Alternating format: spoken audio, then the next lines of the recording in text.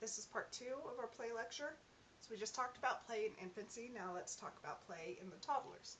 Okay, so what types of play do we see for toddlers? Well, we see solitary play, them sitting and playing by themselves. We see onlooker play, them watching other children. And we start to see parallel play. They still can't cooperate or share with each other much. And they still like sensory toys, cause and effect toys, toys that do something when they push buttons. So those toys like when you push a button and an animal pops up, they really like those, cause and effect. Or toys that make noise when they push buttons. They like physical games. They're starting to get their gross motor skills, so they really like running, jumping, climbing. And we start to see the beginnings of symbolic play. They don't role play yet, but they can mimic what they see adults doing.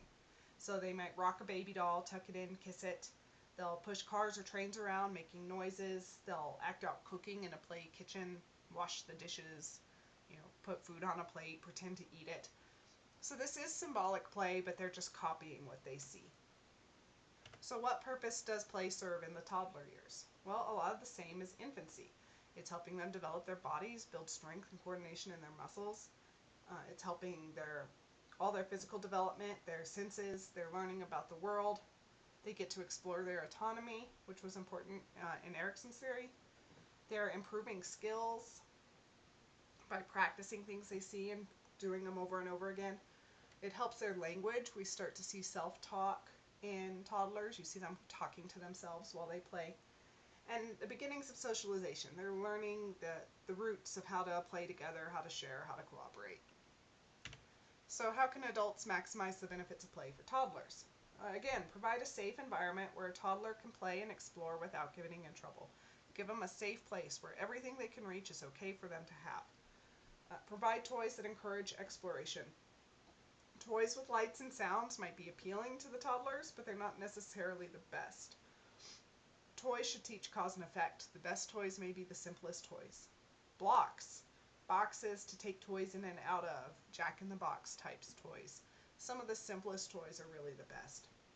And again, use language when playing. When you're playing with a toddler, especially in that symbolic play, really engage with them, narrate what they're doing, give them the words for things. Help them build their language skills. Okay. Play gives children a chance to practice what they are learning. Another quote from Mr. Rogers. So play in preschool. This is so important. Play is so important in the preschool years. This is the age of play, so we're going to go a little bit more in depth in this section than in the other ones. So we start to see symbolic fantasy play in preschool. They dress up. Most of them love costumes and love to dress up. And this is them trying on different roles. They maybe even include trying different genders. A boy may put on a dress and pretend to be the mommy. A girl may pretend to be a daddy or a boy. Okay, so it's all about trying on different things. And we see pretend play with toys. They explore scenarios, they role play. What they experience in their life comes out in their play. This provides amazing insight into their thought processes and emotions. You can really see what's going on in a kid's mind just by watching them play. They really like manipulative activities. This is, according to Piaget, this is more of the constructive play. Manipulative activities are like playing with blocks. They're learning about science, physics, construction. Maybe they're playing with a sand table or a water table. This is very sensory, creative.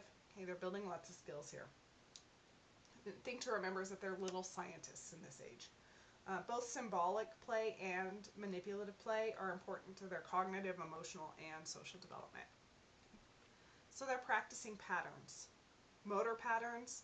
They're using tools or utensils. They're practicing their physical abilities, running, jumping, etc. Their visual and other sensory patterns. So puzzles, sorting and arranging. A lot of them love toys that they can sort by color or size. Okay, this is also called sequencing. They arrange things from smallest to largest, put things in the order in which you do them. They love these activities. And they're learning the patterns of people, relationships, stories, pretend play. They're learning all sorts of patterns of the world. Constructive play. This could be blocks, beads, toys, household objects. They're learning about similarities and differences, color, shape, size. Preschoolers live in the present, not in the future or the past, so they're always drawn to new things. They play one thing at a time, and when they see something new, they want to go play with it. They live very much in the moment. And then pretend play. After age 3, children are able to hold some abstract ideas, and this lets them play in ways more than just the imitation we saw in toddlers. So toys can now be something different than they were intended. For example, a pillow can now be a baby doll. A rock could be a person. A block could be a car, etc. Things can now take on different roles. Ideas can now be expressed through symbols. Okay, so they like to tell stories. They start to create their own scenarios, their own stories. They can act these out with toys or themselves and their friends as the actors in the play. Dramatic play. Dramatic play allows children to practice their burgeoning social skills and explore different roles. It lets them work through feelings. They might reenact things that scared them or made them nervous, so maybe they'll play doctor and reenact going to the doctor's office. It helps them take ownership of that experience and take control over it, and it makes it less intimidating. It helps them make sense of the world. So you might see them in a way reliving something that they experienced over and over again. Practicing a new experience with a preschooler through play before they do it can help them with their anxiety. So if they're going to go to a doctor, play a game of doctor so they kind of know what to expect. Pretend play a dentist appointment. Let the child be the dentist and the patient. By playing a scenario out with them, it can make it a lot less intimidating for them. It can help them deal with their emotions. We also see imaginary friends in preschool a lot. These are perfectly normal and healthy. They give the child someone to play with, lets them act out emotions and experiences. Imaginary friends can be very freeing. They can do bad things without getting punished. They can perform miracles. They can live out the child's fantasies. As a child gains social proficiency and makes real friends, the imaginary friends will fade away. So imaginary friends are perfectly normal and they're perfectly healthy. So let's go more into make-believe play. In toddlers, remember toddlers are capable of some symbolic thought. Toys are symbols. So toddlers will engage in make-believe. They will use those realistic props and they'll imitate what they've seen. We've already talked about this. First, they'll only do actions involving themselves, and then they'll start to bring in their toys as characters in the stories. So instead of just feeding themselves, they'll now feed a doll or use a teddy bear as a patient while they pretend to be a doctor.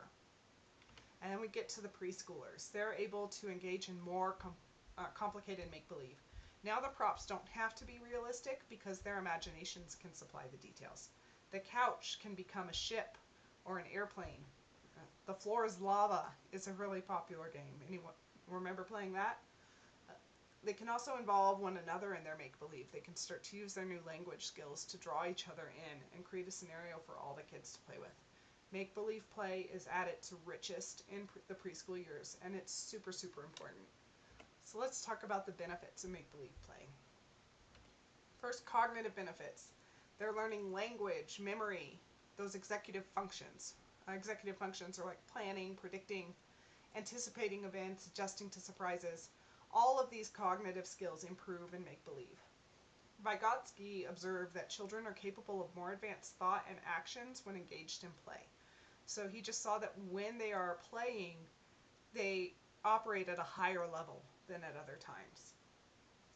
It also helps the development of their theory of mind, understanding the thoughts, beliefs, and feelings of others. They're really getting to practice that.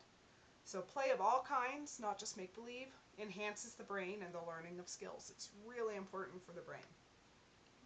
So what about social skills?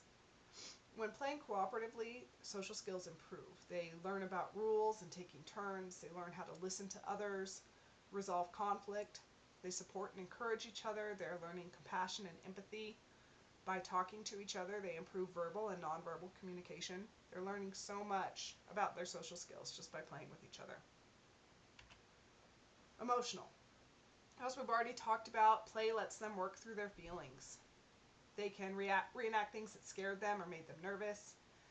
They can practice new experiences. They can talk out fears and problems. They can use a toy as a surrogate. If they're too nervous to express their own feelings, they can use a toy to express it for them. And they have those imaginary friends that can help them process all those emotions too. Personal growth. Dress-up play is like trying on different roles. They pretend play, explore scenarios, role play. What they experience in their life comes out in their play again. Okay, so they're really learning a lot about themselves through play. In play, a child is always above his average age, above his daily behavior. In play, it is as though he were a head taller than himself. Lev Vygotsky.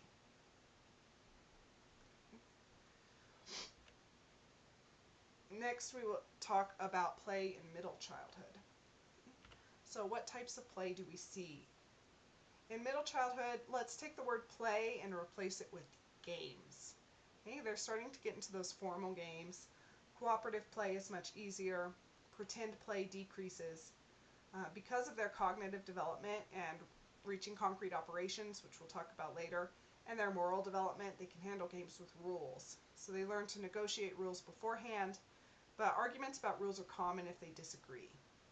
In their moral development, the world's very black and white. Rules are rules and they're set in stone. So if they have different rules, they argue with each other. But they can begin to play sports, more complicated board and card games, video games. Their physical abilities are better, so they enjoy physical games, jump rope, racing, tag, etc. Their fine motor skills are better too. They can build more elaborate structures, build models, draw better pictures, play musical instruments, and they start to gravitate toward hobbies they enjoy and that they're good at. So what purpose does play serve in middle childhood? A lot of the same stuff. They're learning social skills, they're learning how to negotiate and work together, helps them bond with friends. They learn how to deal with frustration and losing. They're improving skills, they're building confidence. A lot of board and card games can teach cognitive and social skills. They can learn about money, math, strategy, anticipatory thinking, all sorts of things. So how can adults maximize the benefits of play? Get them toys that encourage imagination and active play. Toys from movies or TV can cause passive play, just reenacting what they saw instead of writing their own stories. So if they just get toys from TV shows, they'll just reenact what they saw. They'll just copy what they saw in the movie or copy what they saw in the show. It's better to give them toys that are generic so they can write their own stories instead of just copying stories. And again, we should follow the child's interest. If they're interested in a hobby or a toy, encourage that. Let them explore what they're interested in. Encourage outside active play, not just video games, not just screen time, and encourage play with friends to help them with their social skills. All right, we will finish the play lecture in the next video.